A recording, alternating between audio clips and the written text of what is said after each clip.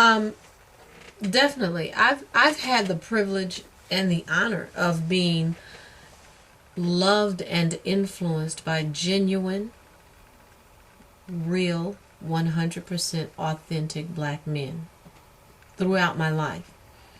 I've had the honor and the luxury of not being abused by every black man that loves me. I've not been mishandled by every black man that has encountered me. However, I have also experienced some of the abuse and mishandling that many of my sisters experience, far more steeply than I've come in casual contact with. I also know that my mother had been influential in doing something that had almost been unheard of for a time or after a time. She did something that was truly ancient, and she sent for me. She intended to conceive and give birth to me. I sent for my children. I intended to conceive and give birth to them.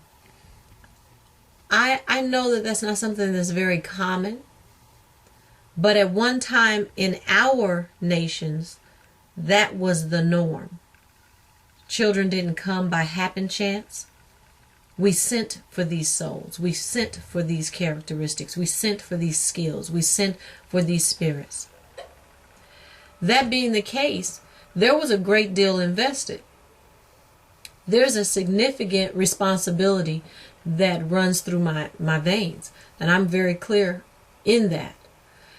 I also make that very clear in my children, because as a result, they are generations into a systematic investment at turning over some new ground to some of this nonsense that is killing us.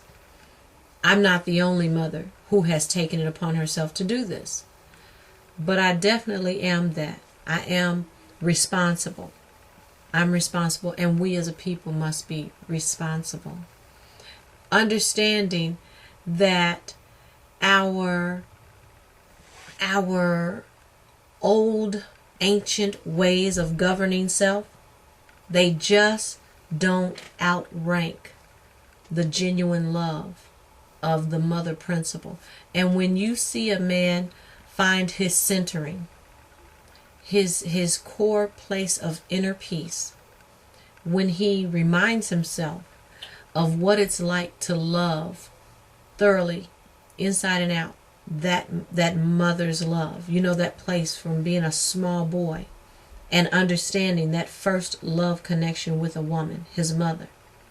When you see a skilled, intelligent man find that place, you have struck gold, because he is truly adorable, honorable, respectable, and he's not to be played with, because once he rediscovers that in himself, what also simultaneously awakens in him is that warrior God, not that false image of a deified being.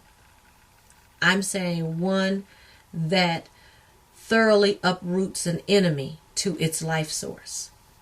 That's nature at its finest. It doesn't get any more natural than that. There's no creature on the planet that doesn't come with a ready-made defense mechanism. And that is truly his function. So I hope I'm speaking into it. I could be rambling.